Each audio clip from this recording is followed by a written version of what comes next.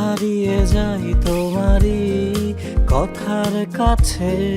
স্বপ্ন দেখো, একদিন তা পূরণ হবে, এই বিশ্বাস নিয়েই পথ চলা শুরু করেছিলেন জনপ্রিয় কন্টেন্ট ক্রিয়েটর কারিনা কাইসার। একটি ইউটিউব চ্যানেল থেকে ধীরে ধীরে পথ চলা শুরু। এরপর বাড়িয়েছিলেন নিজের কাজের পরিসর। প্রাণবন্ত উপস্থাপনা, সহজ সরল কথা বলা আর বাস্তবধর্মী কন্টেন্ট দিয়ে খুব অল্প সময়ে জায়গা করে নিয়েছিলেন মানুষের হৃদয়ে। সবসময় হাসি খুশি থাকা, সবাইকে আপন করে নেওয়া এই মানুষটি আজ নেই।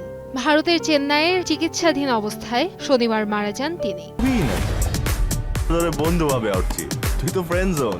ছোটবেলায় বাবা সাবেক জাতীয় ফুটবলার কাইসার হামিদ চেয়েছিলেন মেয়ে তার মতো ফুটবলার হবে। বেশ কয়েকবার নিয়ে গিয়েছিলেন মহিলা ফুটবল ফেডারেশনেও। কিন্তু কারিনার স্বপ্ন ছিল বেশ বৈচিত্র্যময়। কখনো টেনিস খেলোয়াড়, কখনো ডাক্তার হওয়ার স্বপ্ন দেখতেন তিনি। তবে সময়ের সঙ্গে জীবনের মোড় ঘুরে যায় সবিজ অঙ্গনের দিকে। বিশেষ করে বাবা মা ও ভাইদের অনুপ্রেরণাই ছিল তার সবচেয়ে বড় শক্তি।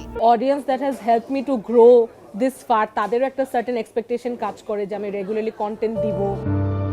উদ্যমী এই তরুণীর ক্যারিয়ার শুরু হয় ইভেন্ট ম্যানেজমেন্ট, প্ল্যানিং ও মার্কেটিং এর বিভিন্ন কাজের মাধ্যমে। পরে আগ্রহ তৈরি হয় কন্টেন্ট ক্রিয়েশনে। ধীরে ধীরে শিখে নেন স্ক্রিপ্ট লেখা, পরিচালনা এবং আরও নানা দক্ষতা। কমেডিতেও ছিল তার দারুণ পারদর্শিতা। পাশাপাশি ওটিটি প্ল্যাটফর্ম ও নাটকের জগতেও তৈরি করেন নিজের আলাদা পরিচয়। অভিনয় করেছেন ওয়েব সিরিজ ইন্টার্নশিপে। কমেডি ও রোমান্টিক সিনেমা 36, 24, 36-এ অভিনয়ের পাশাপাশি কাজ করেছিলেন চিত্রনাট্যকার হিসেবেও।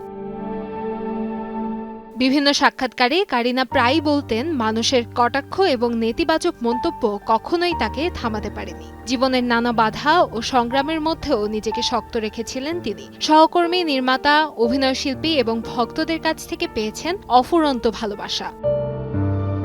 প্রাণবন্ত উপস্থিতি আর হাসি খুশি স্বভাবের এই মানুষটি বেশ কিছুদিন ধরে লিভারজনিত জটিলতায় ভুগছিলেন।